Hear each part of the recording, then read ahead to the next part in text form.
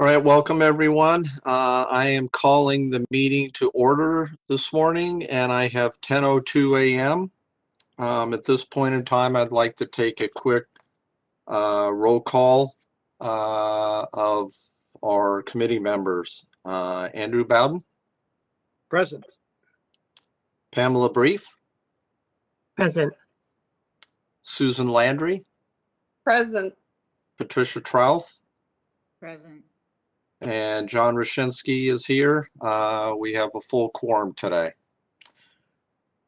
All right, today's meeting is being webcast, and pursuant to the provisions of Governor Gavin Newsom's Executive Order N-2920 dated March 17, 2020, a physical meeting location is not being provided this morning.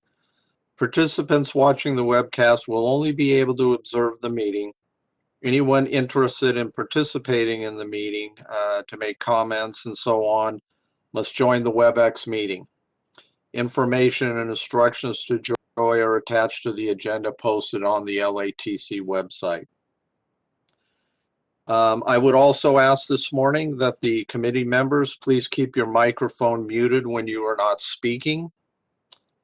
Members should keep their camera on during the meeting, and when you wish to speak, please use the raise hand feature or physically raise your hand on the video. When speaking, please identify yourself each time. I'd also like to acknowledge this morning that the current California Architects Board President, Tian Fang, is with us this morning. And Tian, I understand that you'd like to speak real briefly this morning, and I would like to also recognize Ron Jones with the Architects Board, who is also with us this morning. So Tian, if you wish to address the board. Yes, thank you, John. Committee. I want to let you know that the board has appointed a new member as the CAPS liaison to LATC, and it will start today. And I believe I started this role 6 years ago, 2015, I believe. And I attended most of your meetings, and I found two very important things to the board and to myself. One is really understand that the whole process at LATC is running your work, and from regulatory to education standards and to enforcement, and to see how this align with the board's objective. Two is I learned personally that a tremendous professional benefit in practicing landscape architects address their issues, address consumer issues. So that will be very meaningful in my involvement with you. And so as Ron Jones is here, become your new liaison member, I would want to let you know I will continue to stay involved in different capacity, and including if you have telecom meetings, I likely will log on to see the issues we're working on. And in conclusion, I also want to make sure that I had fun as well as part of the member of your team. And something coming to my mind at this very moment is I recall we spent a year and a half debate and how do we redesign our logo. And we collectively decided we stay as it is, not redesign it. So with that, I think I want all of you continue to have fun, and I don't know if it's a logo issue or other issues, and I have a good meeting today. And I'm sorry I have to log off because I have double committed my meeting schedule. So anyway, thank you, and it was a great 6 years with you guys. All right, thank you very much. We really appreciate all your support. And at this time, I'd like to ask Ron if he has a few words that he would like to say as the new liaison. Thank you, Chair Roshinsky. I appreciate the opportunity to work with LATC. I did have the pleasure last month of joining the call and monitoring or observing the conference last month. I'm excited about the opportunity to continue to support the efforts of LITC and to support you guys going forward. So again, I thank you and look forward to participating.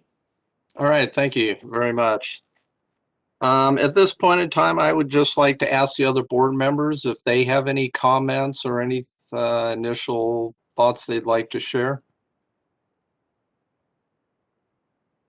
I just want to mention that I appreciate Tien's, support and interaction that he's had with our committee.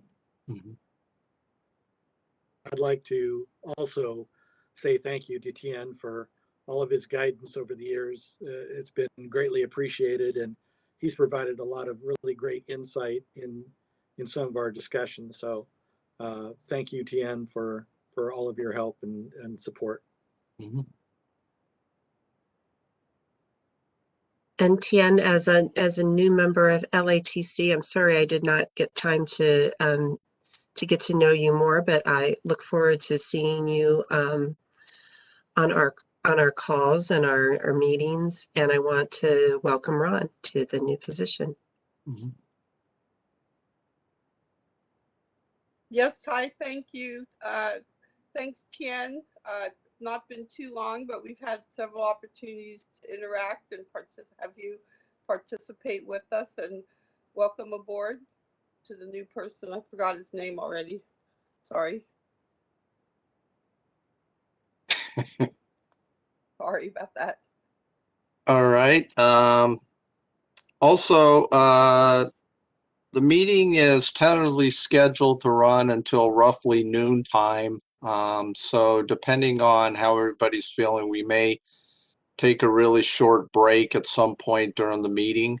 Otherwise, I think we might be able to just push through and complete the meeting as scheduled. At this point in time, if there's no other comments, what I'd like to do is open up for brief public comments. If there's anything that anyone in the public would like to bring before the board, keeping in mind that we will not be able to discuss those items today, other than maybe recommending that they go onto a future agenda.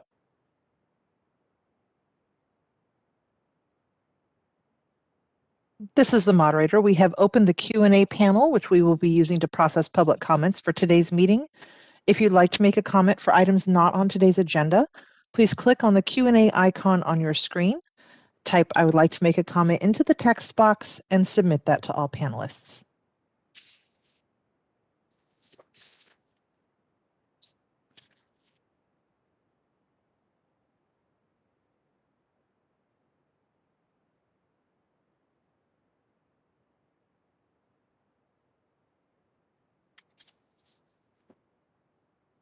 And seeing no requests, would you like me to close the Q&A panel? Yes, please.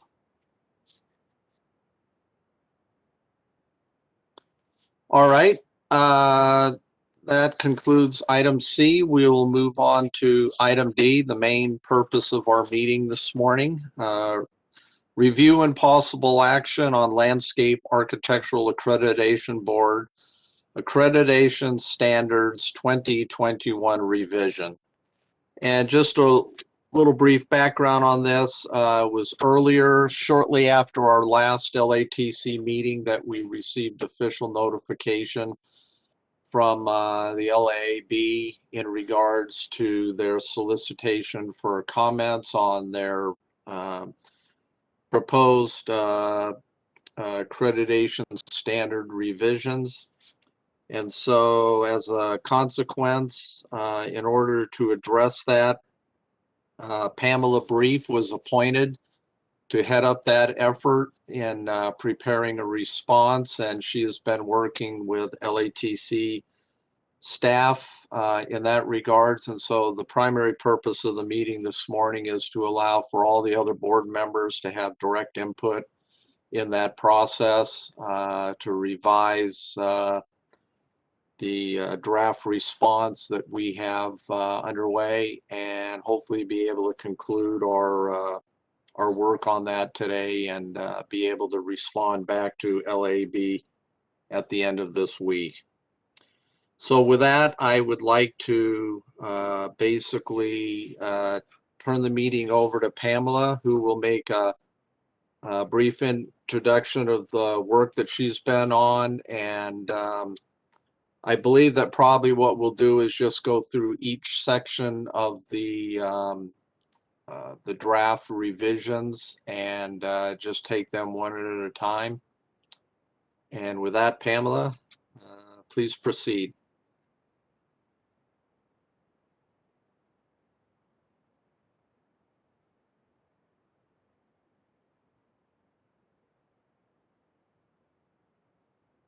Thank you, Chair Rosinsky. I appreciate you assigning this important project to me. I looked at this in regards to the way LAAB had set up the survey that was at the end of this document, but it also goes chronologically through the document as well. So it's fairly succinct. And I know, Courtney, is there a document that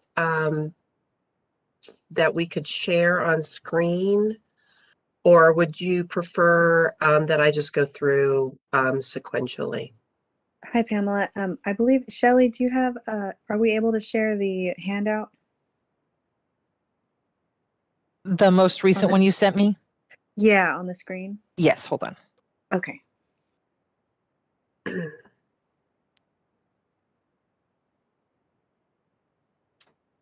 That's great, thank you.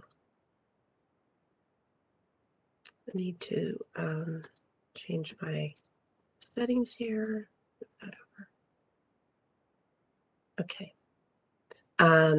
Everybody hopefully can see the document. And this is the recommendations. When you look at the document at the very beginning, they address the core values, and there is significant change on the document, and primarily as it relates to DEI, but there are other entities as well. So if we hit the first one, this core value is pretty easy, and I'll go through it pretty quickly. The environmental health, sustainability, resilience, and stewardship category certainly aligns with the mission of LATC and our focus on health, safety, and welfare for the consumer. And then next is DEI, or diversity, equity, and inclusion. Also, in my belief, aligning with the LATC mission. One suggestion I had under this category was that perhaps the underrepresented category, that's how they're defining the population in this document. And I'm thinking that it could be expanded upon by listing specific groups. Landscape architecture being tied to the land, I would want it to include Indigenous people. BIPOC is certainly a term that has been used a lot, but doesn't also include representation of women or LGBTQ community. So I think the underrepresented population certainly does that, but perhaps listing specific groups that they're wanting to include on this, Black, Indigenous, people of color, or BIPOC is certainly a more specific way, and then expanding on it, I think would be recommended.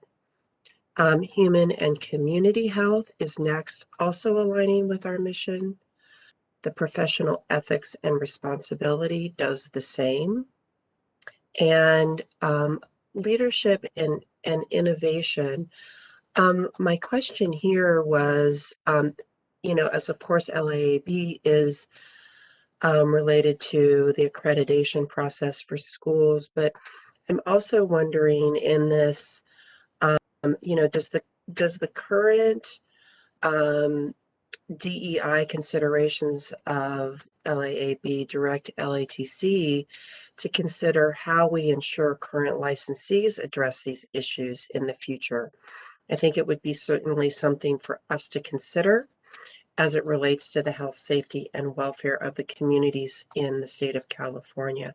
The specific quotation out of the document that I'm referring to here is that landscape architects seek continuous advancement of their own and the discipline's values, knowledge, and skills to practice. So that's something that I think would be a good discussion item for us today. Then we go down into the actual standards where they see standard 1 addressing program mission and goals. And I don't see anything in this that would be an issue. The program, of course, needs to follow the overall arching mission of institutions because they start to address the missions of the programs. And obviously programs, are a small entity of a larger institution. But in the state of California, I don't see this as an issue based on what I researched and saw as the institution's new missions and goals that have been set forth in the last year. Everybody's done, a look into this in the various larger institutional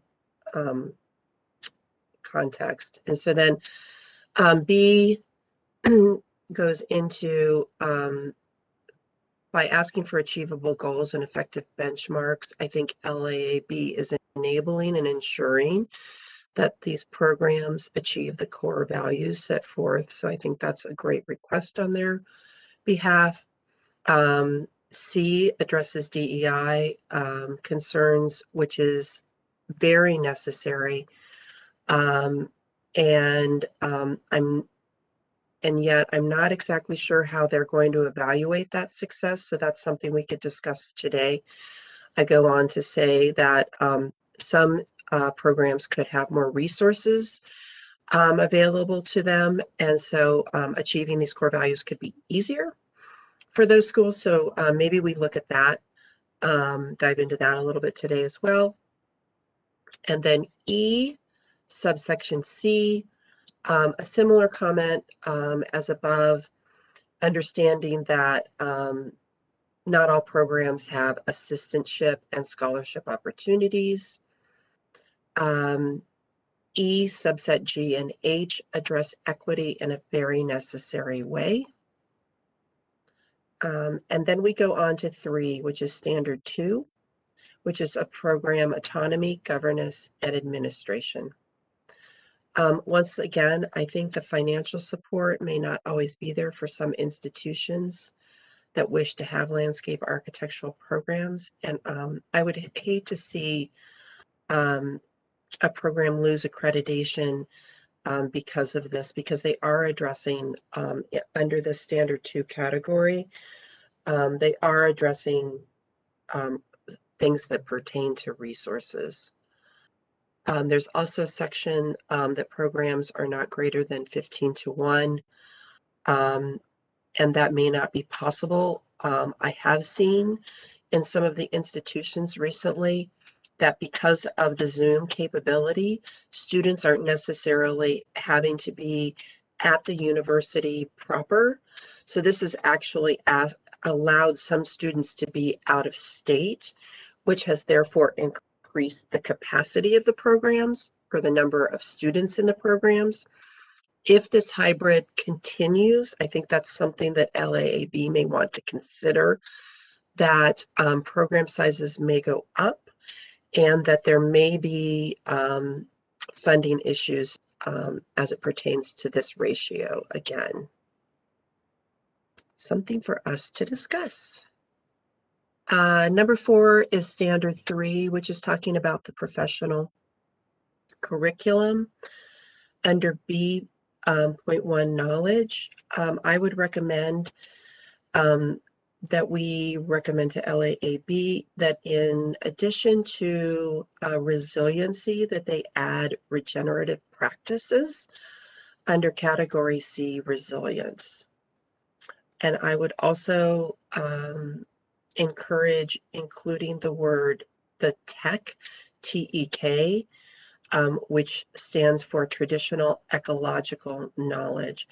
That pertains to practices of indigenous people and how that ties into landscape architecture. I think it's an important word for us, especially in California, to always be mindful of, and not just in our state, but across our nation. B.2 deals with skills and competency. Numeracy and quantification is a subsection F. And personally, I would like to see some more description as to what this includes. And subsection G deals with landscape performance. And I feel this is especially important as it has a direct impact on communities and our natural resources. We continue down to C, general studies. A little concerned on this, so I would love to have conversation with my fellow committee members on this. It seems a bit far-reaching for LAAB to require an MAL degree student to take humanities, art, technology, mathematics, natural science, social science, if they do not hold an undergraduate degree. I don't know that that is always possible based on circumstances of students. It seems an enlargement to some of the existing programs that I'm familiar with within our state. D3 is the delivery of an augmentation to curriculum experience. And for some reason, it's not letting me go past this. Let me see if I can.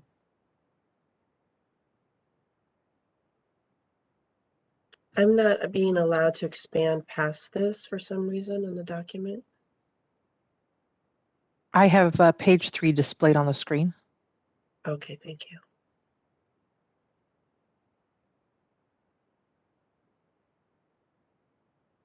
Okay, if this is, so it goes on to say that if this is requiring all students to participate in service learning, which I think is wonderful, certainly I agree with giving back. I would suggest and would love to hear your thoughts on this. Perhaps some consideration could be given to quantifying the service required. Some students who work might not have much free time, and I think it's something to consider, especially as we look at this LAAB document having such a strong focus on diversity, equity, and inclusion. I think we need to look at the broad spectrum of students that could be entering programs, and that all students might not have a lot of free time on their hands. Some need to work to support their studies. Number 5 on the document is standard 4, which is student outcomes and experience. I think that this category has thoughtful suggestions that enhance the student experience and opportunities.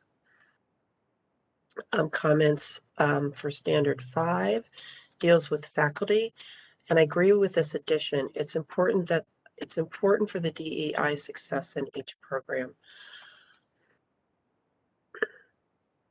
Comments for standard 6, outreach to the institution, communities, alumni, and practitioners. I'm in agreement with this addition, and also in agreement with standard 7, facilities, equipment, and technology.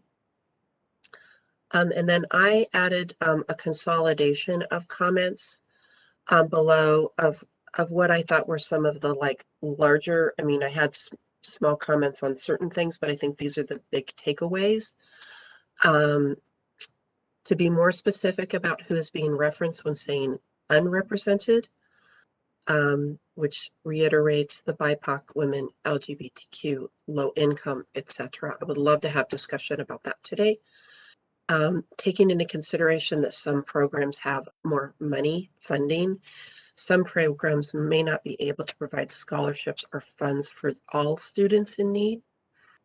And what I'm concerned about here, I just want to make sure that in all of these best intentions that are here, and I truly believe this document is a wonderful document and with best intentions, I don't want to see accreditation turn into elite programs and put this as goals or achievable goals that only the elite can accomplish. Requiring students to participate in service learning may not be realistic for students that have to work in order to afford school, and again, the MLA, far-reaching, all of the humanities and art, and then more description that includes the numeracy and quantification, so the schools are aware ahead of time what the expectations are. And that concludes my report. If there are any questions, I'd be happy to field those now. Thank you, Pamela. Anybody on the board want to kick this off? I guess we could just go through it one section at a time. Andy, I see you're chomping at the bit. No. I was trying to unmute myself so I could ask permission to speak. First off, Pamela, great job. I think that was a very concise job of coming up with some really key points on it. And John, I think that going through it section by section is probably the best way for us to handle this. That's just my opinion. I don't know what the other committee members might think, but that's the way I would approach it.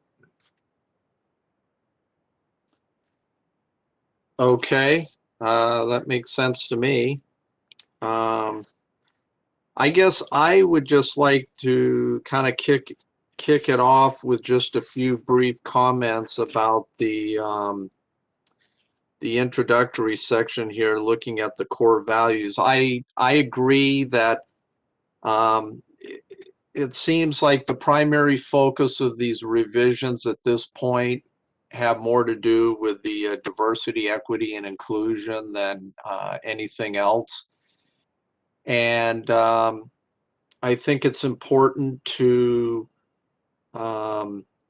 especially as our profession is definitely expanding internationally, that there should be recognition that a lot of the students in these programs are going to be foreign students and are going to be bringing unique perspectives and contributions to the programs. I think looking specifically at the United States, the Asian community is such a broad and diverse community in and of itself, including Pacific Islanders, which I think are important to make sure that they're equally represented. I think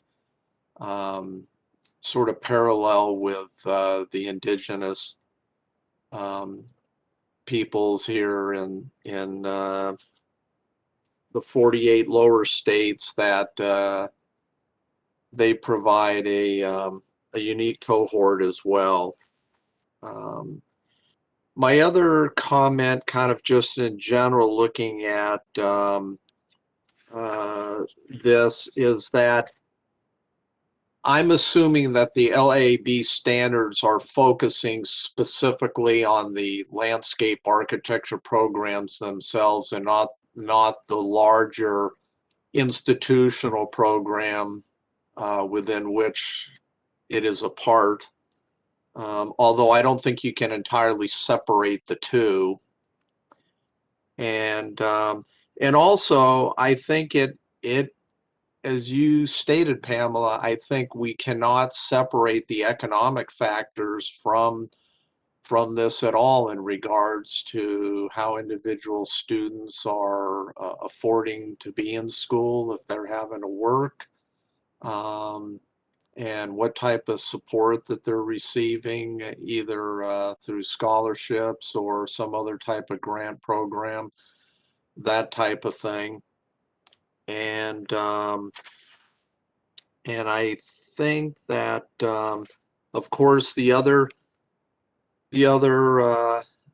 big factor is that we have to continue recognizing that these programs are serving as the primary factor in path to licensure, and I don't think that we can totally separate the academic side from the fact that they're training and educating future practitioners, and that there should be definitely some strong connection between the licensing authorities and these programs to make sure that they're both parallel in addressing public health, safety, and welfare issues.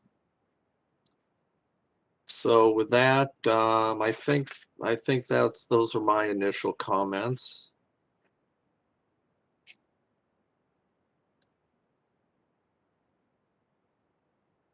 Mr. Chair, Yes. if I may just interject one more little thing. Something that's kind of came to mind as this presentation was being presented.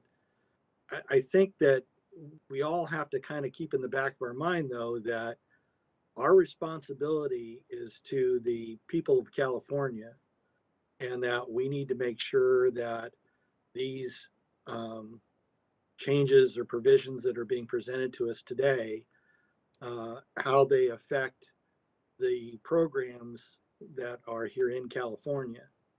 So I think that's really kind of our goal, and what we really should be kind of focusing on. So I just wanted to kind of put that out there to make sure that that's forefront in our minds, that we're keeping that in mind. We're not necessarily talking about what's best for the rest of the country. We're really concerned about what's best for the people of California in this regard, I think. Right. Pamela?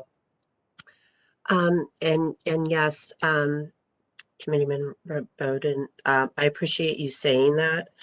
I certainly did consider that as I was putting the report together, understanding that, personally, of course, as an individual, I'm concerned about programs, across the United States. But as I sit on this committee, as I was looking at this, I was really looking at it from the lens of the state of California.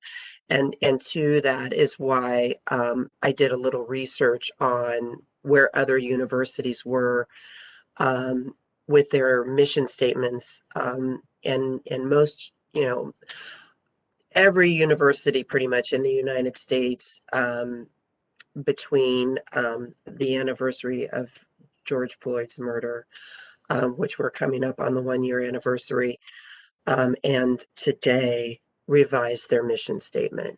And it includes strong diversity, equity, and inclusion terminology, or I should say, writings. And so that made me feel good that even though some of this, like if a school hasn't done this, then, the school mission might not align with LAB's mission and could affect accreditation. I don't see that as the case with the schools in California. So I did, go back, and I should have mentioned that at the beginning of my presentation. So thank you for bringing that up. I also did look at it specifically from the lens of our health, safety, and welfare charge as committee members as well. I would say most of my comments do fall in that realm, although I say there could be some that are a little outside of that. Mr. Chair? Yes. I do have a question. I think I already know the answer to it, but I just want to kind of put it out there because maybe committee member Brief might be able to, inform us. But it's my understanding that the items that we're considering today primarily, and I'm not going to say inclusive of, but primarily are the items in blue in this agenda, and that the items that are not in blue are items that are already part of LAAB's requirements. Would that be a true statement or a true question? Well, I can tell you that that's partly true, but I personally have identified several other comments that I think we should make in regards to improving some of the other existing items that are currently in the standards.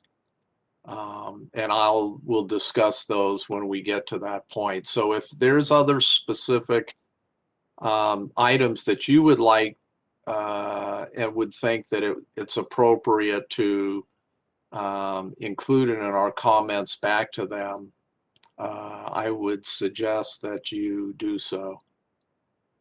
I guess really my question was really more, what is the LATC's role? I mean, what are we charged with? Is it our responsibility to be making those kind of comments to LAAB? They're not a part of our organization. Obviously, they're actually under the board of trustees for the American Society of Landscape Architects. Correct. So, so I guess I'm just kind of bringing that up. I don't know if it's our duty to make additional comments outside of what's in blue. Mm-hmm. But I don't know. So if anybody else has an opinion on that, I certainly like to hear it.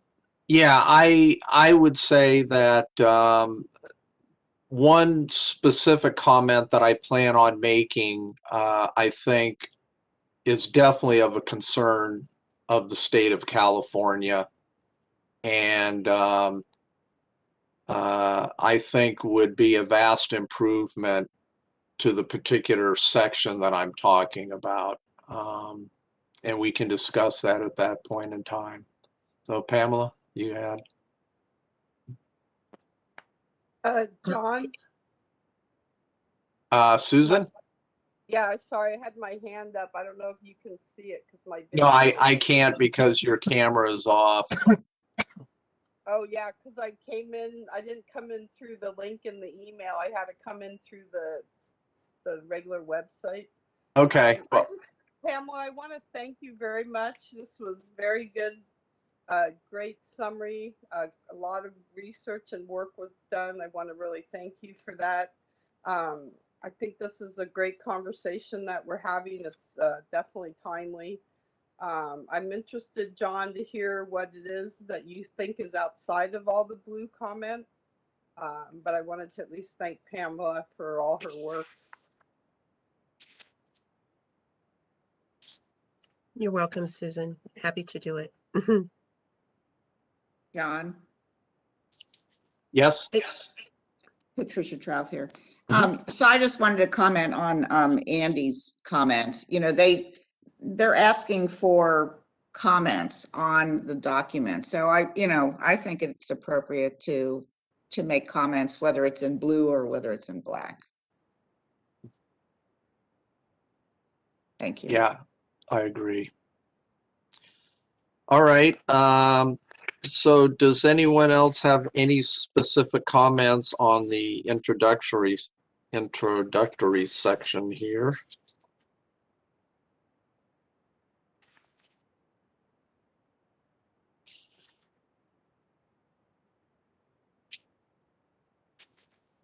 All right, why don't we move on to the standard section then, and we can start with standard 1.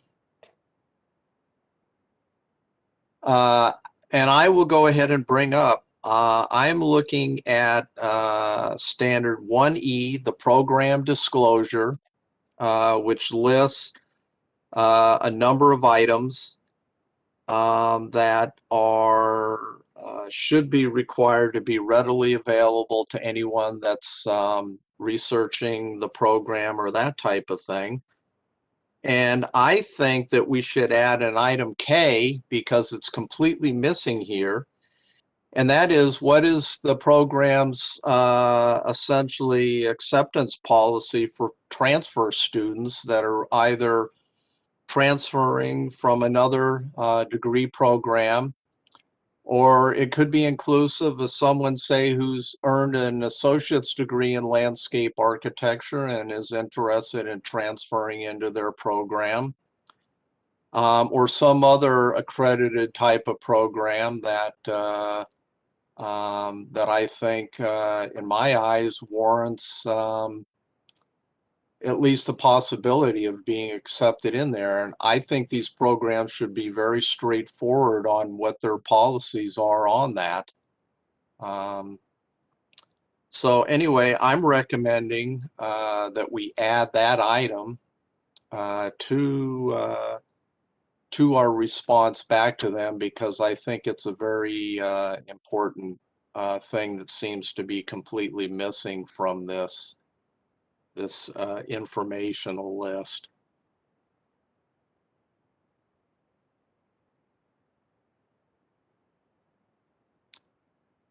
Patricia?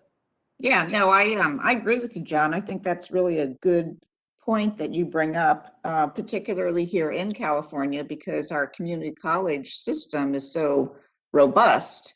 And, we do have a large number of students that start out, at our community colleges and then want to transfer in. And, sometimes that path is not real clear. So if there was any way for LAAB to help to clarify that, I think it would be good. Right. And I think just in the current economic state, a lot of students are choosing to do that route now. And I think these programs should acknowledge that and begin to be, forthcoming on what the expectation is when you do your first year or two at a community college and then want to come into these programs.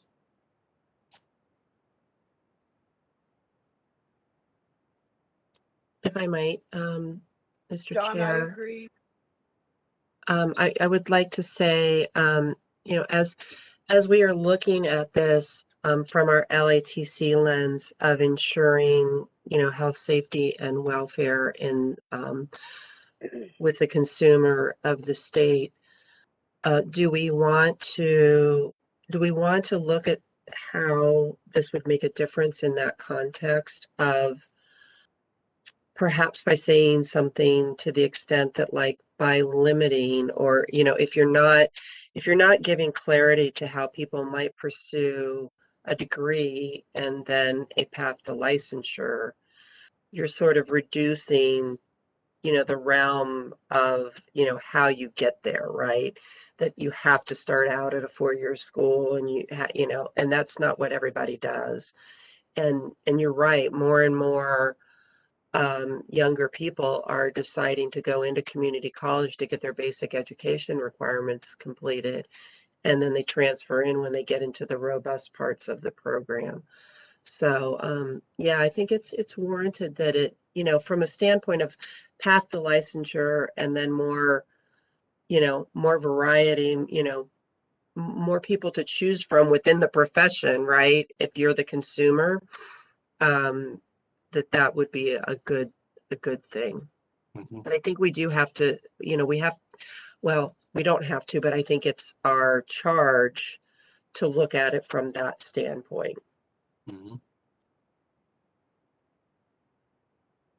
Yeah, I'm not sure exactly how we would word it, other than just say that there should be information readily available that describes the process for transferring in to a program. Agreed. Mm-hmm. I would agree with that also. I think that's a good addition to this list. Do we have legal with us today? That's a good question. Apparently not, otherwise they'd be speaking up. We do have legal counsel here. You do. Oh, okay. Sorry, I was getting myself on camera off mute. Okay. Hi, Michael. Nice to see you. Hi, Pamela. Nice to see you all. I would like to pose a question to ask Michael if we are, are we steering out of our, out of our boundary here? If we start to go into, adding things on that weren't already on. I agree that I think this is a great subject matter to cover. So I'm all for it. I don't want us to get off track and spend too much time if it's something that we already know we can't do. So just asking that question. No, I don't think there are any legal impediments to you all making comments on whatever portion of the document that you'd like, and certainly you have great expertise to offer in that regard. And primarily the purpose of the LATC is for consumer protection, and there are those provisions that talk about consumer protection being paramount. So, but no, I don't think there are any legal prohibitions on your comments. All right, thank you. Thank you. So anybody else have any comments, questions, or anything on standard 1? Yeah, John, I was just going to Yes. comment that, a lot of this is data, they're talking about post-graduation employment. I think it would be a real asset for the state of California as well as LAAB to have an understanding of how many students that are in the 4-year program started in a community college. I think that could be good data for us. Mm-hmm. John. Yes, Andy. I guess if we're going to go down the rabbit hole, we might as well go all the way. One other thing we could ask that be added would be pass rates, or that the pass rates for the LAIR exam be provided. So again, if somebody's trying to evaluate which school they're going to go to, now I know that they're not going to really necessarily want that, and that may not be information that's going to be easily obtained. But again, if we're going to be adding to this list of potential items that somebody might want to know before they commit to a school, that might be one of them. Mm-hmm. But Andy, I mean that's the licensure, and the pass rate is really kind of state data. Transfer students is, I mean, the university would actually have that kind of data that they could share with us or share with the community. The pass rate, I'm not sure that really fits into LAAB and accreditation of schools, but possibly not. Yeah, you're probably right on that. Yeah, and I would just like to add under item EJ, where it states licensure requirements in accordance with the Higher Education Act. I'm not sure exactly what that is. I guess I could dig into it and look, but I would think that if you're a program in a particular state, that you would be aligned with whatever the licensure requirements are for that state. I could be wrong, but I think that that section or that particular item could potentially be worded differently to align more effectively with that. Because I'm not sure what the Higher Education Act would even have to do with licensure, but unless there's some particular provision in there that addresses that. John, again, I would I think agree. that's an existing requirement. So, and I would have to think that all the schools, that are currently accredited or would be looking to become accredited are already familiar with what that provision is. and they've either met it or they're in the process of meeting it. So I'm not sure, again, that we need to necessarily spend our time working on that particular item if it's Right. only an existing one. Okay. Unless we disagree with it. Yeah, no, I accept that. That's a standard that everybody probably has to meet, so. Yeah, and I did no research on that since it was in black. I did, Andy, focus on anything in blue. Mhm.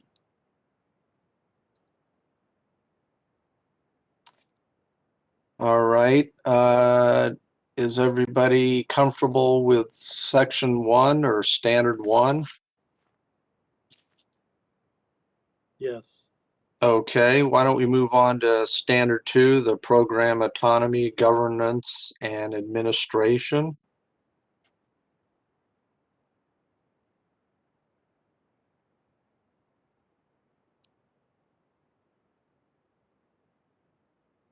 As this really didn't seem to have any changes to it.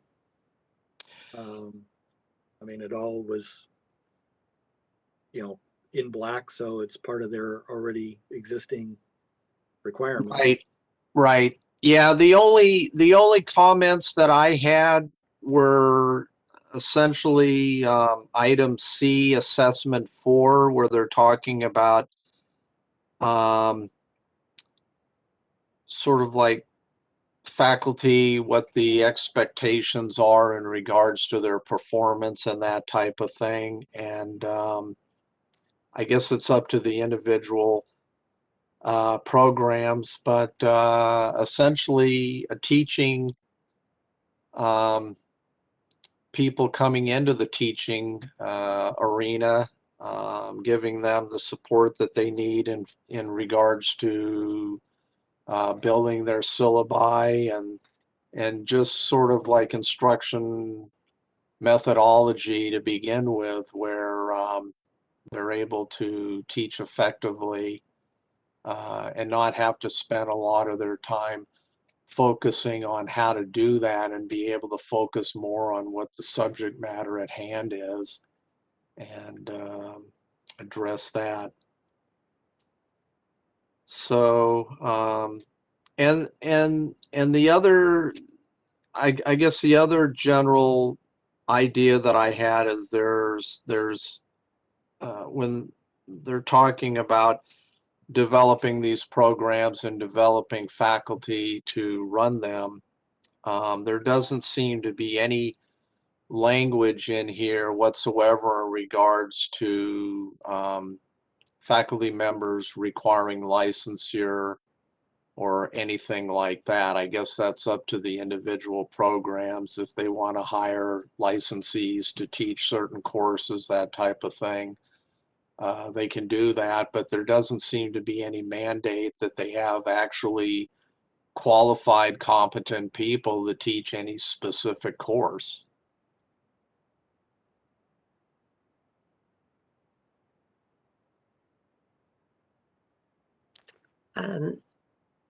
This is Pamela. I did include in my report conversation about within standard 2. If you go down to the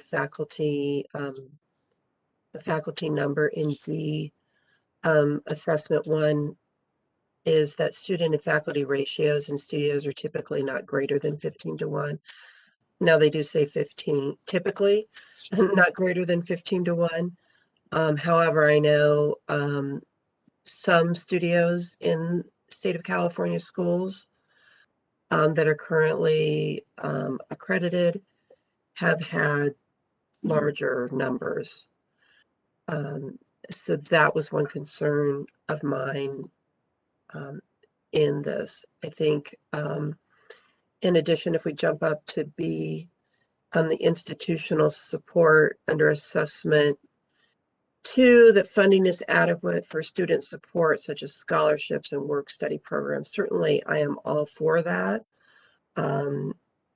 Obviously, more scholarships and work programs only better the situation. I just wanted like just take it one level deeper into what are certain schools able to accomplish by nature of their own funding.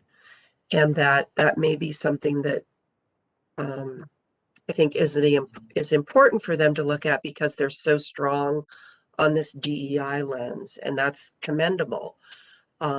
Sometimes those of us that have had the luxury of, going to schools that are I'll term it wealthier schools, haven't had to face those sort of circumstances. But certain students do, and certain universities aren't as wealthy as others. Or programs might not be afforded as much of the institutional budget. Mhm. So that's my comments pertain to those two items.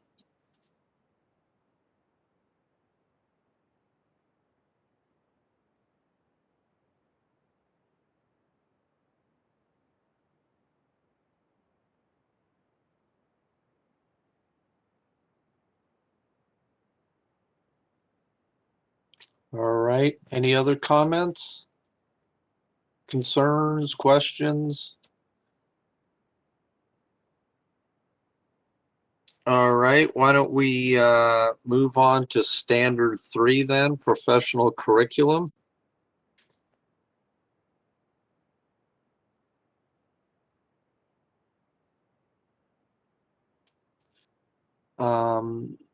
The only essentially comment or thing that stood out to me was under item BD, legal context of the profession, and specifically the latter part of that where they're talking about compliance with legal and regulatory frameworks and the regulatory professional practice and licensure requirements. Again, I guess it's sort of up to the program to figure out which one of their courses is going to cover that. But I think specifically where we're looking at it from a public health, safety, and welfare standpoint, we would like to see that there's definitely something there that it's well documented and well presented, that the students going through that course are become very knowledgeable of exactly what the expectation is when they decide to go out and work, what their legal obligations are, and the importance of professional licensure in that endeavor.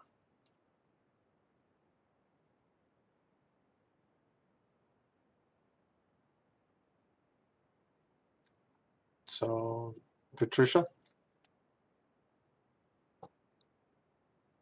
Yes, so, I'm just wondering if perhaps there should be an addition to skills and competencies. I was looking at standard 7, and 7B talks about information systems and technical equipment. It just seems like there's no skills and competencies item that kind of addresses computer-aided design skills. And, I think that's something that's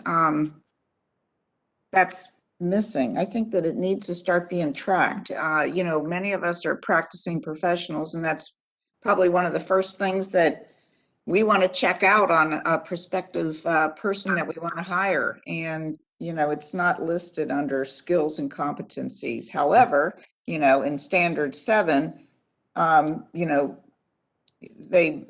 the blue that was added was to include software. So, I just think it's something that perhaps we comment on, that, maybe they could address it in some way. I agree. I'm looking at also their assessment under that section, and maybe under assessment 3, student work and other accomplishments demonstrate that students are achieving these professional skills and competencies. Maybe we just suggest adding an item J that specifically addresses tech skills. Or not just tech skills, but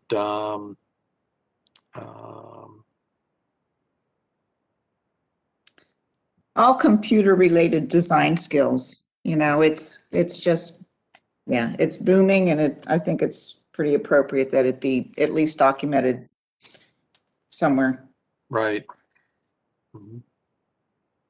Don't you feel that that's could be covered under communication?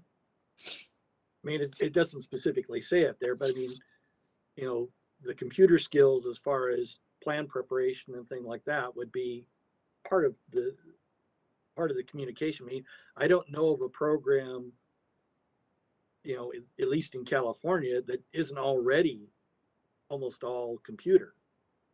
So, I mean, I don't know that if we really need to state it, but I think each program's going to deal with it as they feel it's warranted. But Well, I do think that it could benefit from some standardization, because it seems like, you know, schools are all over the place as far as, you know, how much they embrace it, how much they teach it, how much the students are kind of on their own to learn it. And, you know, I think to at least add it to our comments, I think, you know, would be appropriate.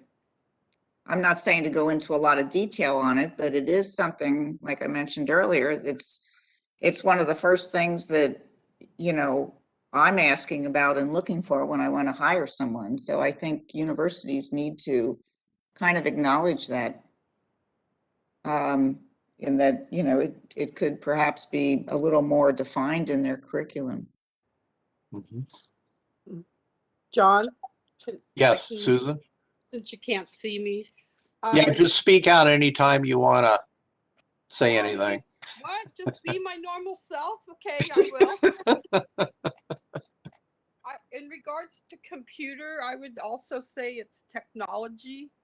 It's not just computers, because you could have a 3D printer or holographic, whatever. So somewhere, and I was looking at under communication, 2C, use of verbal, nonverbal, visual, written communication. Could there be something in there, either computer or technology? Would that be a place to add it in? And then the other one was under landscape performance. No, maybe not that one. Yeah, what just came to mind is like GIS and what a big component that's starting, if not already serving in that. And that would definitely fall under assessment or any number of these. Numeracy, quantification. I think it would be good just to have a separate heading here that specifically addresses, as Patricia has stated, you know, standard industry technology. Pamela? Thank you. I like that. Yeah, I would like to suggest we put it as a sub under C, communication. I do agree with committee member Bowden. When I was reading this document, and committee member Trout, I agree with you so much here, because I was looking for the same thing. I was like, where's all the computer technology stuff in here? So I read back and I said, okay, well, I guess they're putting it under communication. As we've discussed this, it's great to see that you all sort of think the same things are going in your mind in this. What if it went under communication as a sub to C, and sort of dealt with, you know, like, what are they really considering to be core value communication technologies? not every course is dealing with GIS. Courses do, like Patricia said, deal with like you look at it, you look at course content, and it's very different from school to school, even within the state of California. So I think there could be, you know, some consolidation and real discussion about this on the LAAB side as what they consider to be base core competency that a student needs to have before they graduate, if the school is to be accredited. Okay, that sounds good. I guess a really quick question. I'm assuming that, Pamela, you will continue working with staff to finalize the comments and everything after this meeting? I considered that was my duty, Yeah. yes. Mhm. Okay. Okay. Yeah, what I would like to do is when that work is completed, that be shared with all of the committee members briefly before we send it out to LAAB. John, I have another comment. If we're done with our adding to C for technology. Yes. Are we done? Okay.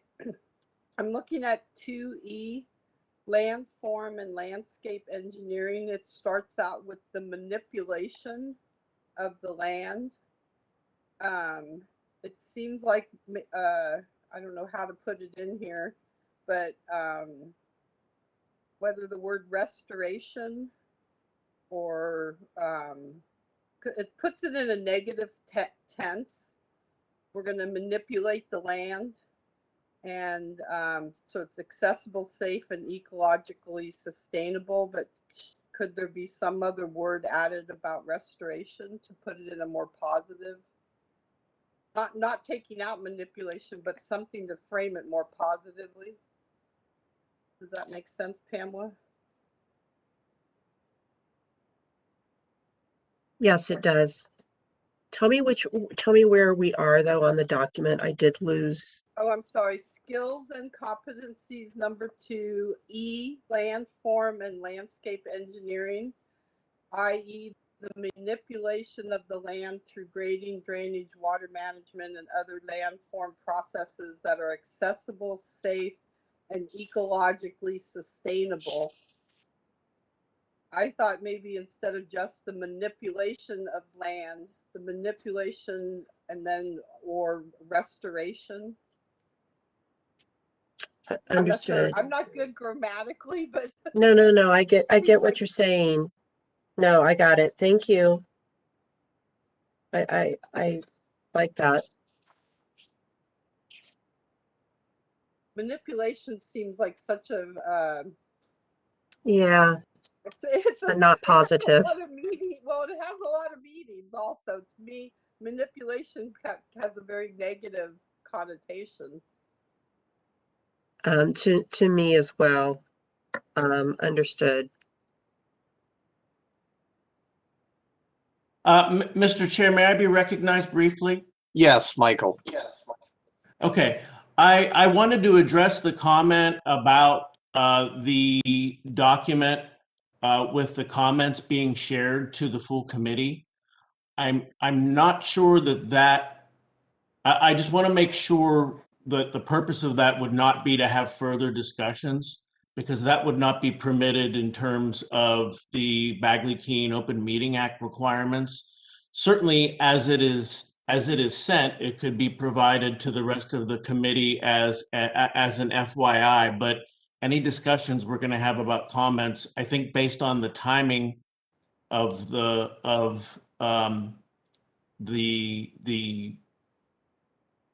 date that the comments need to be provided by, I think will need to happen today.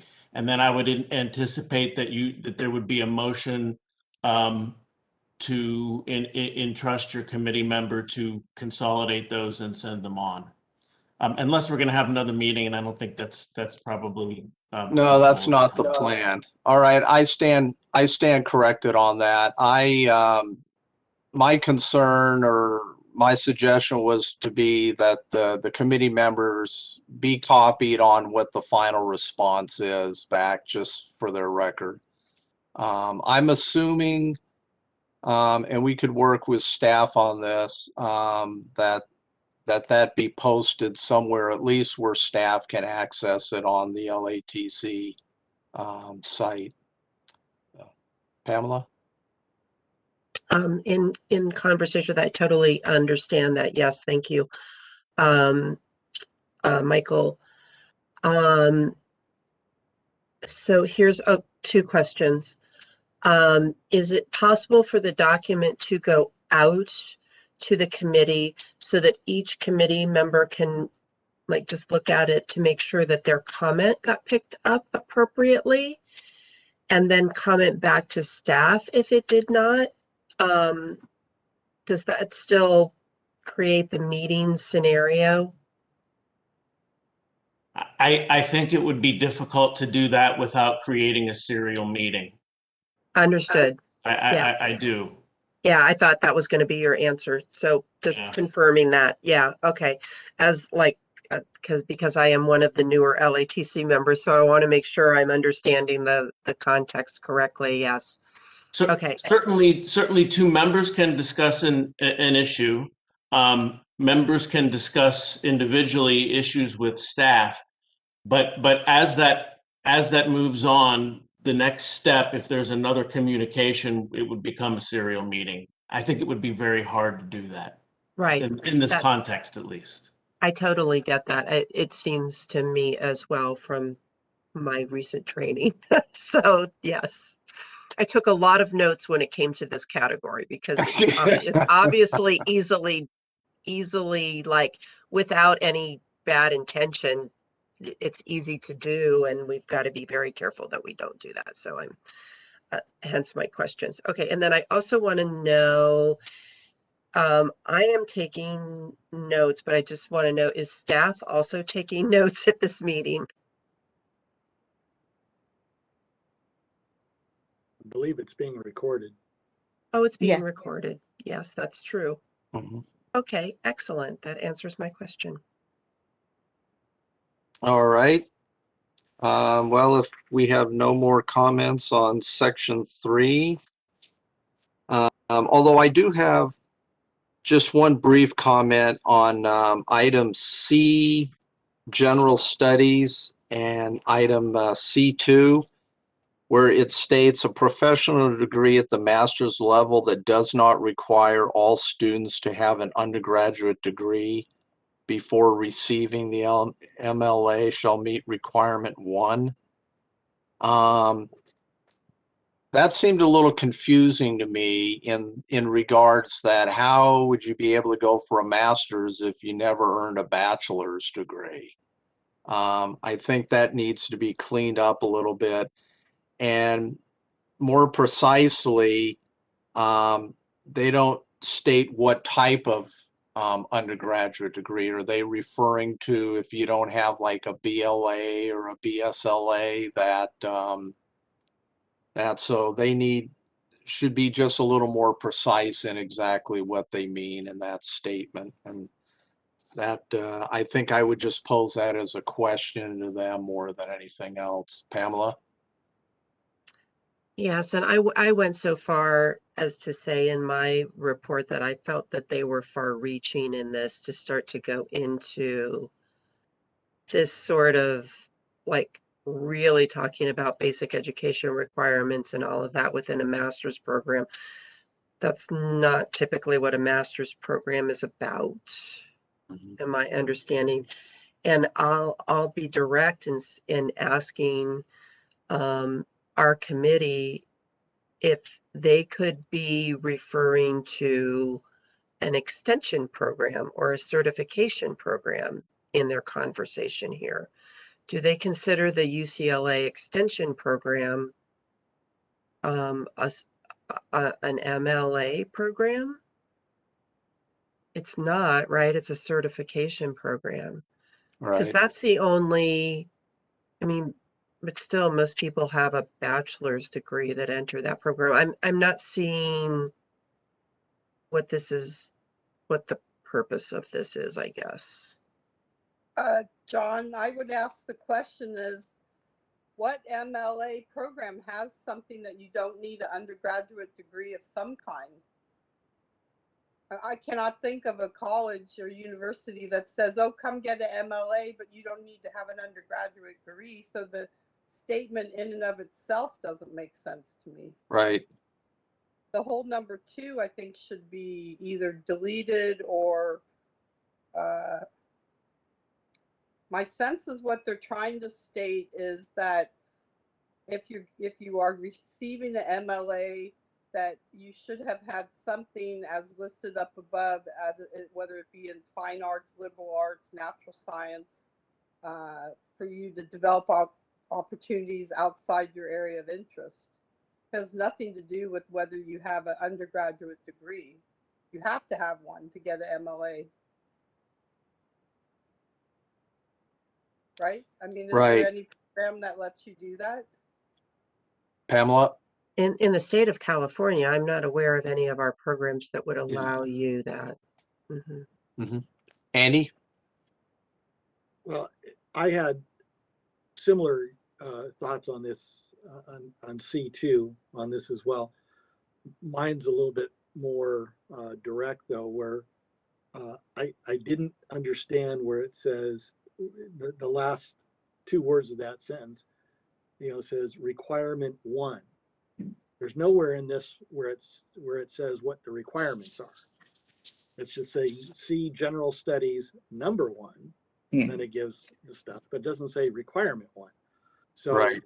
Again, I think C2 as written might need to be reworded completely or struck, one of the two.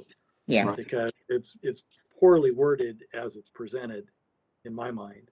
And I Right. totally agree with the comments that have been made by several different committee members. I'm not aware of any program that allows someone to enter into an MLA degree program without already having a bachelor's degree. But that doesn't mean that we're aware of every single program across the nation. There may be programs out there that do allow that. I'm just not aware of them. So it'd be nice for them to clarify that a little bit. Right. We're not trying to dictate to them what they should do, but it's just confusing. So I guess we're asking them to clarify what it is that they're meaning by that. Yes, I agree as well. This is Patricia. Either, clarify it or else delete it because, it's not clear. Yeah. Actually, looking at this, I do have a couple other questions. Under item D, delivery and augmentation to curricular experience, I'm looking at assessment item 3. And at the end, it basically says and documents students' participation in these opportunities. It doesn't state whether or not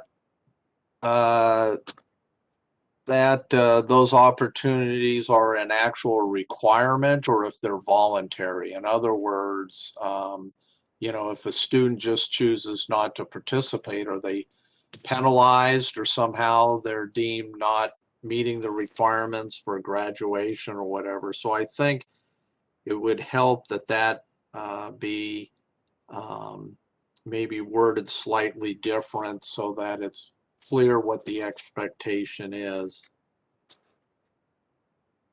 Yeah, John, that was, I had that one underlined as well. Yeah, I mean, I'm just wondering if legally they can be documenting this information on a person, whether they need to, approve of it before it's documented, because I hadn't really seen anything else like that in this. So yeah, that was kind of a red flag for me as well. Right. And the other, I was just going to say the other comment that I had was under item I, academic integrity, and we can all totally agree that that needs to be a core value in here. But it doesn't Well, the question that I had was, to what extent is outside assistance acceptable? And I'm thinking specifically like in an MLA program where you may have a thesis project or something like that that you're working with a client, and you might be augmenting work that the client is doing that becomes part of your thesis or something like that. And so I think it needs to be a little more descriptive on exactly what's acceptable in that regard, because if I read this statement the way that it's whatever, it's it could be interpreted that if the student's not doing all the work, then there's an issue there. And we all know, you know, we're in a very collaborative profession, and we work in teams, and the whole point is that not everybody does everything, you know, or at least you hope they don't. So that was just a general comment that I had on that one. John, I guess I would ask to clarify. So your comment is, okay, so if I had someone else, like they paid me or they were collaborative in my results, but it says here, the last part is, will reflects the student's own knowledge and competence. So as long as if I'm the student and I have knowledge and competence in the area of the other person's work, I would think I would still have academic integrity. Doesn't those last couple words pick up what your concern is? Well, to an extent, but I think that well, I guess one question that I would have is when the program is assessing students' work, what's the criteria that they're using on how much of the work is actually theirs, or what, you know, part of a project that they've participated in and contributed to. Because, you know, we all know we're not experts in everything, and that's why we hire consultants to do certain things for us. And I would assume in an academic setting, it might be similar, that there may be some students that are just much better in certain things, and so they, you know, they take on kind of that role in the project, and so maybe I'm just making a big deal out of nothing, but I just think that that could be a little clearer on exactly what the expectation is in regards to the assessment. I don't think you're making a big deal. I think it's good that you're making a big deal about it, because academic integrity is a big part of who you become as a professional. And there's too many cases of where people are plagiarizing other people's works, and you get a degree based on someone else's work. That's not right. So two things is academic honesty in all course delivery methods. That's very important.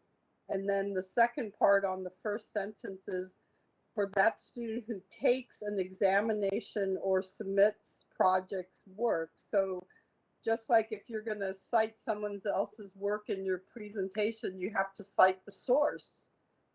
Mm-hmm. And so maybe, I don't know how that could be added in here, but basically give people credit where credit's due. You know, if you're going to cite them or use them in your presentation. Mm-hmm. I don't know, maybe legal can add some input. Is what's written here covered the concerns that John has? I would like to add one thing before we hear from legal, if I could.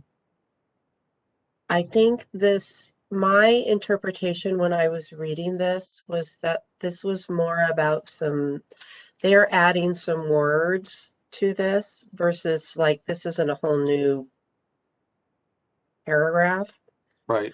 And they are putting the onus on the institution which they've changed to professional program in the assessment part of this. They crossed out institution and put professional program, but they didn't cross out institution and create and say professional program. So what I'm seeing is that they're asking that the institution, so like in our case, it would be USC, UCLA, the Cal State system, establishes the professional, that the professional program implements and demonstrates clear specific policies. I know that those institutions do have specific established guidelines on, what is plagiarism, how do you document things. And I do agree that it's on the program to have those in set. If there is to be, that goes into the accreditation program. So what I'm seeing is that they're putting it on the institution to make it very clear to the instructors and the students, even though they don't say instructors in this, so that those instructors articulate to the students, how do you acknowledge, resources, for instance, and so that there is not plagiarism of content, because of course we use images to communicate our designs, we use precedent images, all of that in our profession, and we want to teach students how to do that appropriately. That's where I saw this going. I don't know if I've clarified anything in my discussion here or made it even more muddy, but I'll turn it over to legal at this point.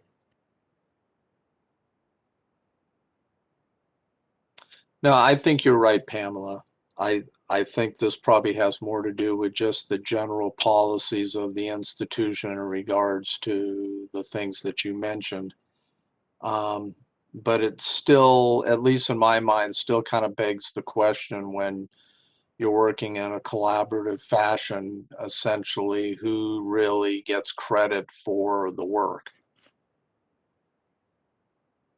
And I agree, that is always a very important question. I know since I am now also teaching, I make it very clear that all people that touched something are named on the document. And their percentage of touching does not need to be noted. Right. And yeah, I think and I'll bring it up. I think it's not only student integrity, I think it's faculty integrity too, because for myself personally, when I was in graduate school, I remember in one course, I based a lot of my research on a project on the works of a particular landscape architect. And it turned out that the faculty member who was teaching the course had a personal vendetta with this guy. And because of that, my project, in his eyes, was considered tainted. And I didn't think that that was fair. And that was, that was a situation. So it kind of works both ways too. So I guess to summarize, Pamela, what you were saying is we're basically changing a few words. The statement was here before. It's to clarify under assessment 1, it's the professional program, not just the institution. And then to question the legal is, does the changes here still reflect John's concern and our discussion of who gets credit and, is this now the way it should be worded? Well, I think the first sentence should remain as is. They are saying, because they took institution out of the assessment part, I think they are putting onus on the program. But in the first paragraph, I think what they're saying is that the institution well, they are saying the institution establishes and the professional program implements. So it's policy established by the institution. It's policy that is implemented by the program itself. So there's a distinction there about the verbs of who's doing what. Yeah. Well, I'm willing to just accept their proposed changes as is. I think it's pretty clear what the intention is, and I would just suggest that maybe we just leave that one alone. I agree with that, John. I would agree. All right, anything more on, I guess that was item 3 or standard 3. Let's see, let's move on to standard 2 or standard 4, I'm sorry. Student outcomes and experiences.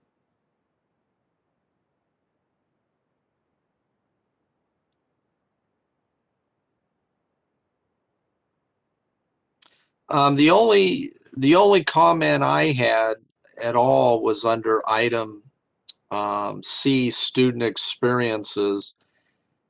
And, they talk about, that these professional programs shall provide students with an understanding of the role of the community and the profession and the community, so on and so forth. I think it would be nice if there was something in that paragraph that covered health, safety, and welfare, that, what you're really talking about is the health, safety, and welfare of the community. And I don't know, in my mind, I think that that should be spelled out.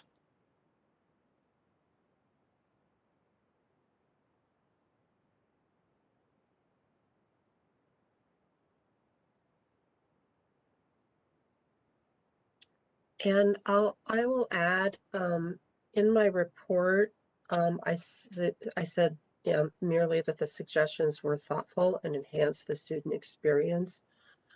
I did not include that there is, in assessment 1, I purposely left out because they're talking about service again. But in this assessment, they specifically said the professional program provides students with opportunities to participate in learning activities which incorporate community-based collaboration, engagement, and which build cultural competency. And I think by using the word opportunities, in this, they're not saying that the students have to participate. And so I wanted to note to the committee that is why I didn't single out that particular paragraph in this notation. And thank you, Mr. Chairman, for bringing your item up. I do think that's worthy discussion.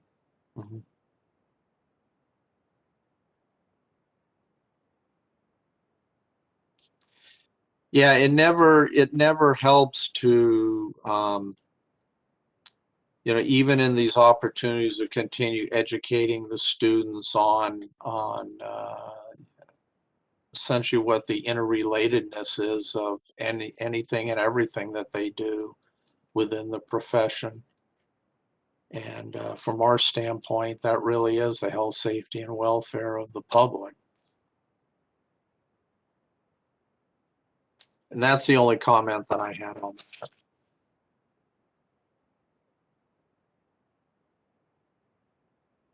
And I'd like to say that I agree with including that. Any other comments, questions, or anything? Well, let's move on to standard 5, faculty.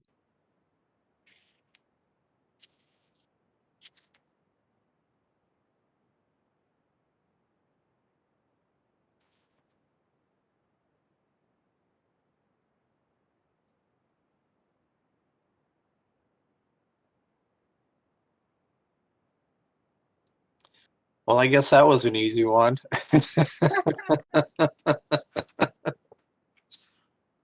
Yeah. All right. If there's no comments or anything on that one, I think that is pretty straightforward.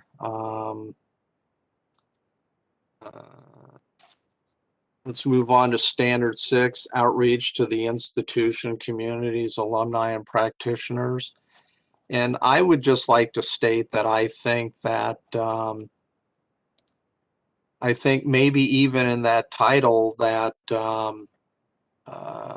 that I think that there should be some recognition of the state licensing boards as well in there, that it's important that that these programs stay in touch with their state boards, so that they keep abreast of what the current practice acts are and sort of what the expectation is as far as knowledge, skills, and abilities that these students are sort of expected to have if they're going to pursue professional licensure.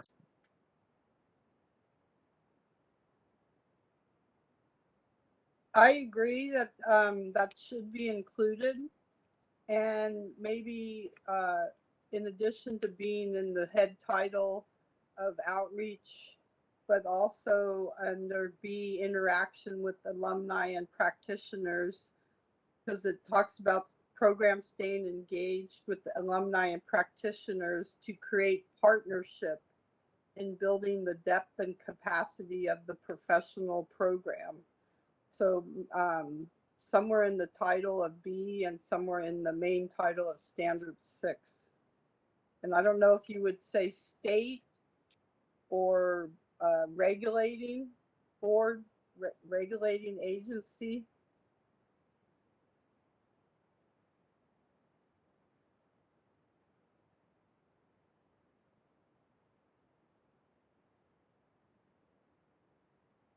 Yeah, that's kind of a tough one, exactly how to word that.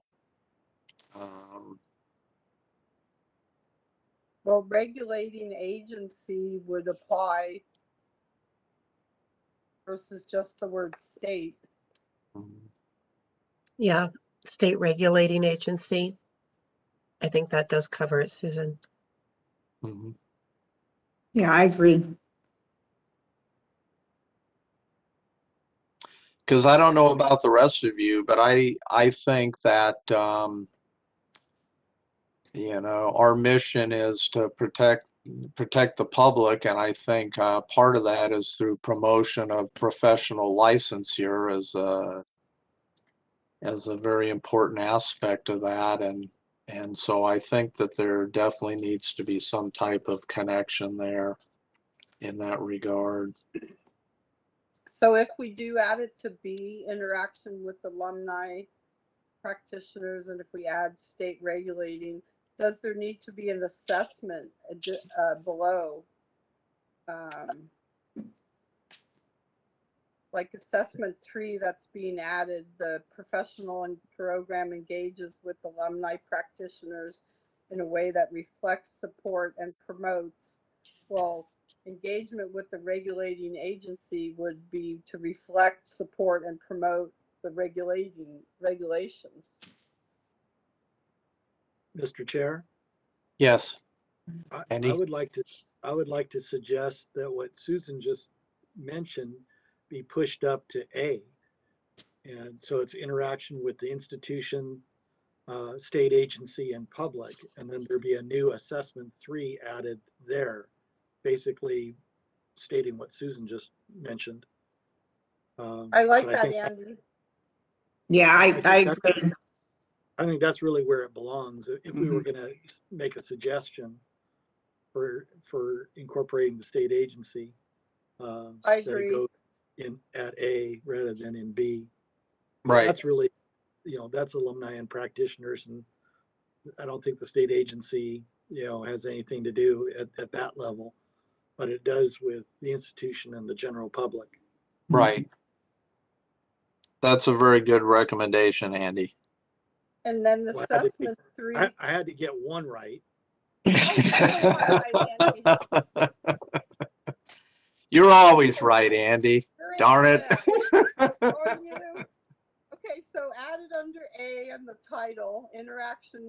institution, comma, state regulating agencies and public, and then add assessment 3 and base it on what's under B, assessment 3, talking about what reflects, supports, and promotes the regulations. I'm not the words grammar person, but it seems like the way 3 is worded.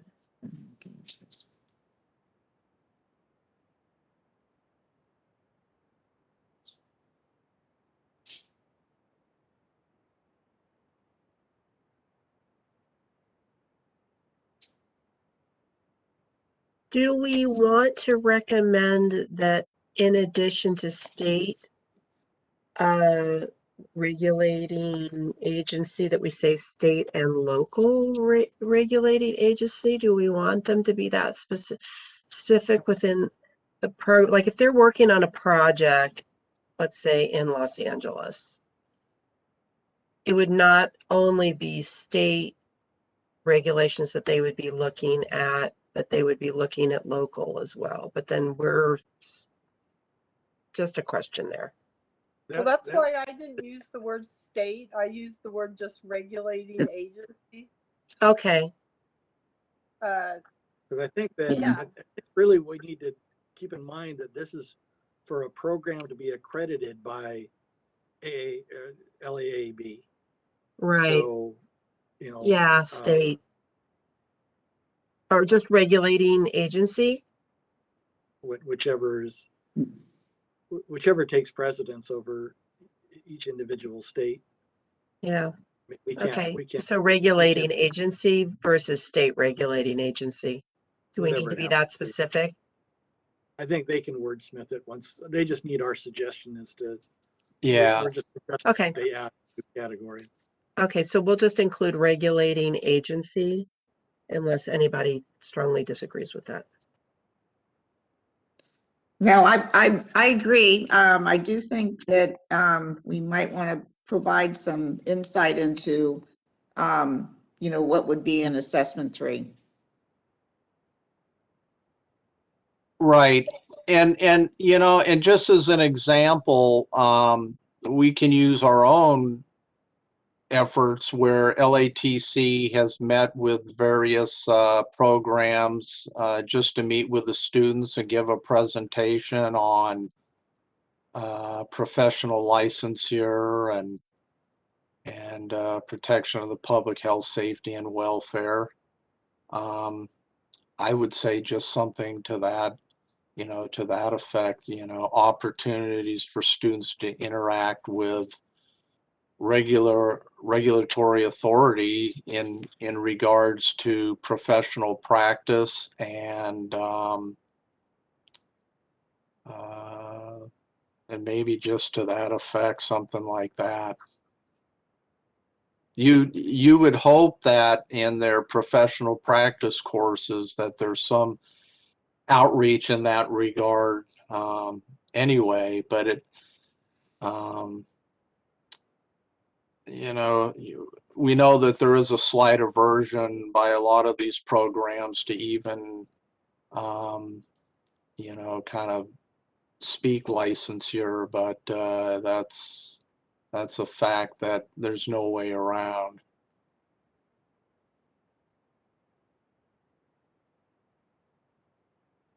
Yes, I agree.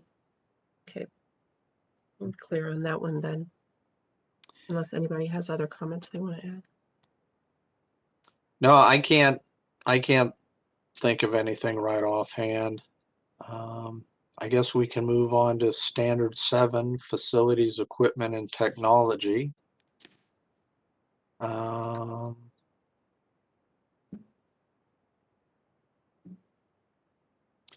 guess the only comment that I would have is that it seems primarily focused on the fact that the students, have access to technology and that type of thing. But there's not really anything in here on how that is really integrated into their coursework. And I'm not sure if that's even anything that we could put in here in regards to an assessment, maybe, maybe an assessment is just how many of your courses actually utilize technology and how is its use assessed? I think it's very well integrated into academia. I have a sister who's a college professor, and she was talking about how no one had a pen in her class to write their down. So they all had a laptop though. So You're making us all feel like dinosaurs here, Yeah. But Patricia, to your point, the word integration is not even in here. yeah. Talks about access, but it doesn't talk about integration. Down under B, under information systems and technical equipment.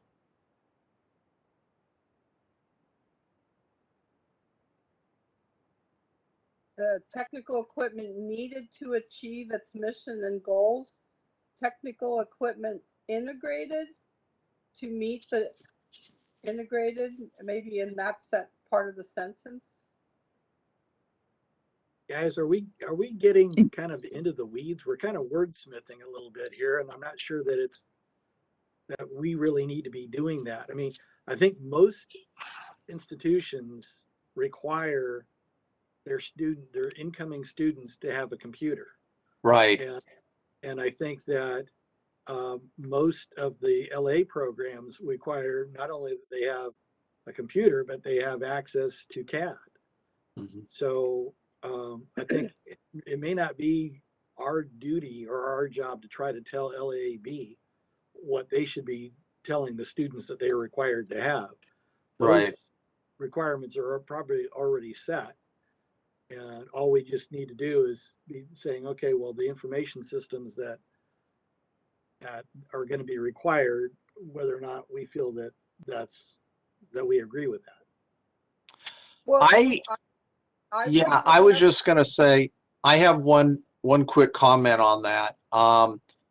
In regards to integration or whatever, is that maybe we have a comment that they're, because all these programs have, you take these courses, then you take these or whatever, the sequence, I guess that's the term I'm looking for, that their course sequence is such that integration of technology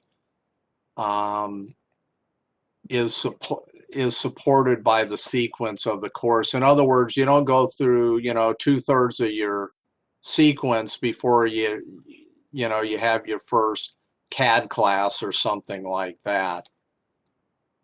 I don't know if that makes any sense or whatever, Pamela.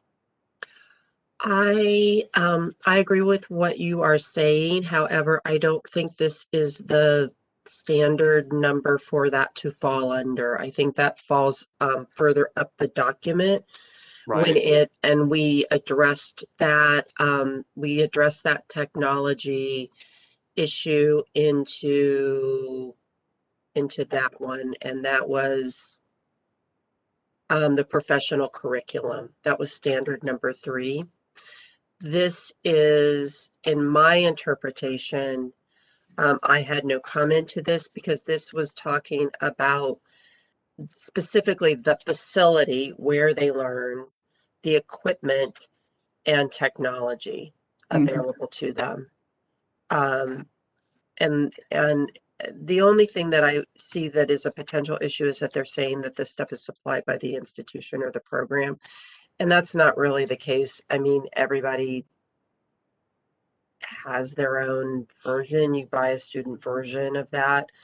But it's all the information systems and stuff is like, how do you communicate with your professors? Where are your grades? And that's often, there's a program called Canvas that most of the universities in the state of California use. That's the communication technology part of it. And the students all have that software loaded on their computers. I think it's that sort of thing, so that and that library resources are made available to them through the university's archival system.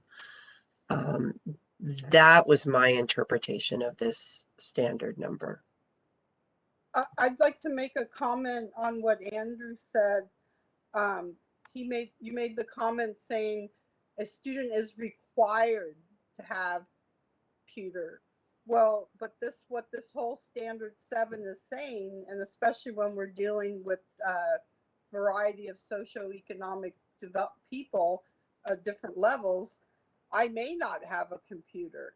And so by this statement is saying that this facility, this program will ensure that a student is provided or has the ability to have this technology and equipment.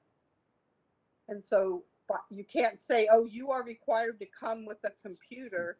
We're saying, no, you come qualified, you get accepted, and then if you need a computer, the program's gonna provide it to you. Right? Isn't that what this whole? I believe that's true, Susan. I have no comment on that. My understanding is that a lot of the institutions require the computer for you to be accepted into the school. So into the university.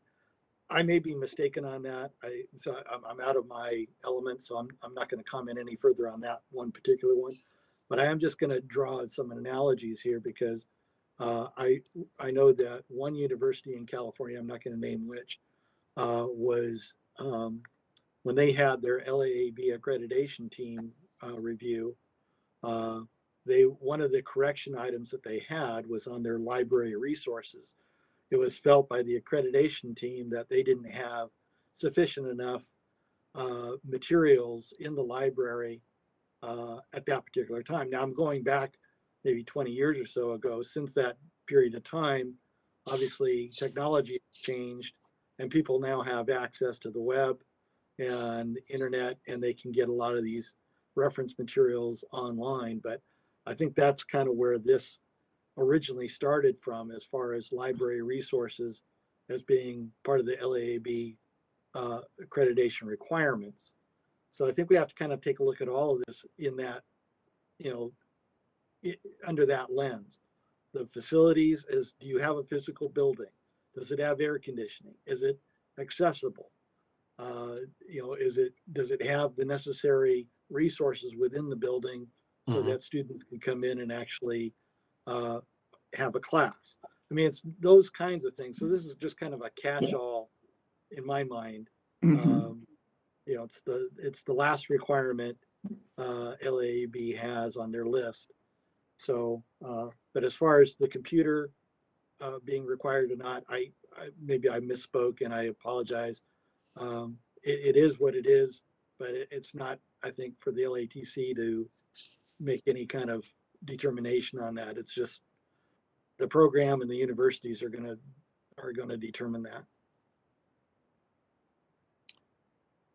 I totally agree. I want to make a recommendation on how to clean this up a little bit. I would state something like the professional program shall have provisions to assist yada, yada, yada. I think that cleans it up a little bit. That way there, it's not saying that they're obligated to provide the equipment, but they have provisions to assist in the acquisition or whatever. I think that cleans it up a little bit, and they can take it or leave it. Yeah, I agree with you, John. I think that cleans it up a little bit. I have to agree with Andy though too. I don't think we want to go down this rabbit hole. I Right. think, yeah, the comments they have, I think they're appropriate, but I agree with you. Cleaning that first sentence, I think would be good. I agree with that, and I'll add that the universities that I researched have begun addressing computer, if someone can't afford a computer or someone can't afford they're starting to address that in their program mission statements Mhm. as a result of the work that everybody's been doing over the last year. Mhm. All right, any other thoughts or anything on item standard 7? Okay, hearing none. What I'd like to do is just ask a basic question is, having gone through all the standards, is there anything that we've already discussed that you'd like to re-comment on or anything like that? I think we've kind of covered everything, but sometimes things come up that you want to go back and address something.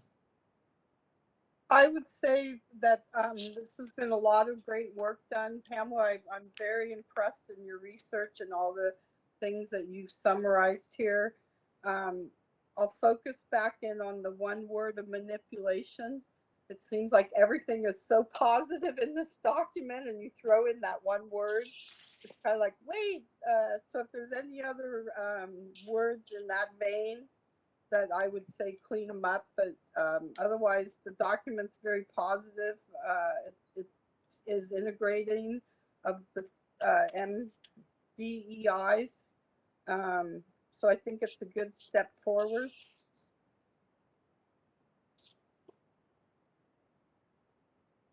All right. Thank you, Susan. Thank you, Pamela. Any other questions, comments, or anything from the committee? Okay, what I would like to do at this point in time is just to open it up for any public comments. If any of our public members have anything that they'd like to say before we close things up. This is the moderator. We have opened the Q&A panel. If any members of the public would like to make a comment on this item, please click on the Q&A icon on your screen. Type "I would like to make a comment" into the text field and submit that to all panelists.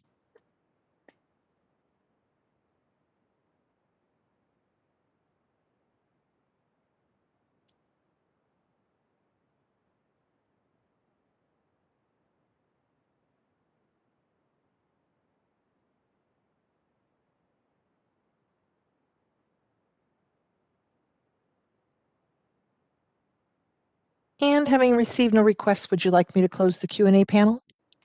Yes, please. All right. I think that concludes our discussion on item D. I guess what I would do is I would direct you, Pamela, just to continue working with staff to prepare our final comments and everything. And if I could be notified when those are completed.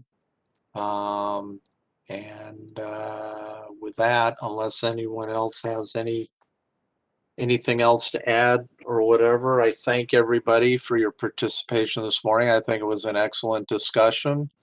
I think it's helped clarify a few other things that we've been looking at, and I agree. I think there were a couple comments that you opened with, Pamela, in regards to some of the other things that we're looking at, and maybe in the future when we're looking at assessing our strategic goals for the next round, that maybe we come back and look specifically at this meeting again for some insight on that. So with that, I will call the meeting to a close. Oh, Andy, you have something? Mr. Chair? Yes. Mr. Chair, this is Michael Knoch, your legal counsel. I do think that having gone through the document, that the committee now should take action via a motion to direct member brief to consolidate those comments and submit them to LLAB. Okay, I wasn't sure if we needed a motion for that or not. So with that, I will call for a motion directing Pamela to proceed with finalizing the comments and preparing the delivery to LAAB. So So moved. move. Second. Okay, we have a first and a second. I guess I will take a roll call vote on that. And the motion is to direct Pamela Brief to continue working with staff to finalize our comments and prepare the document to be transmitted to LAAB. So on that motion, Andy Bowden, Aye. Pamela, Aye. Susan Landry, Aye. Patricia Trouth, Aye. and John Roshinsky, aye. That carries unanimously. Okay. Thank you to everyone, and thank you, Michael, for that kind reminder. And with that, everybody have a great rest of your day. Mhm. Thank you, John. Thank you, Pam. Thanks, everybody. Thanks, Bye. everyone. Bye. Bye-bye.